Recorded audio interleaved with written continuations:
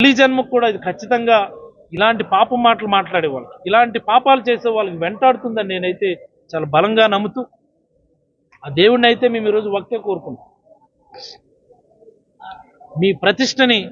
మసకబార్చడానికి,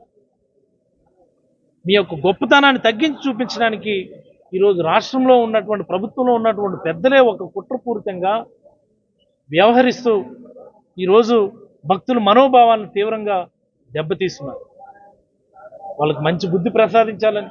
బుద్ధి చెప్పాలని, అలాగనే ప్రపంచవ్యాప్తంగా ఉన్నటువంటి ఆ దేవదేవుని భక్తులందరూ కూడా నిశ్చింతగా నిర్భయంగా టీటీడీలో ఉన్నటువంటి quality control measures, quality check measures అనేవి దేశంలో ప్రపంచంలో ఏ దేవాలయానికి లేనటువంటి క్వాలిటీ కంట్రోల్ మెజర్స్ అక్కడ ఉన్నాయి. కాబట్టి ఎవరు ఆందోళన చెందకుండా చంద్రబాబు గారు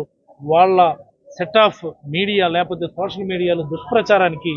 తెరదించాలని, తెరపడాలని మనస్ఫూర్తిగా మీకు అందరికీ కూడా తెలియజేసుకుంటూ సెలవు తీసుకుంటాను.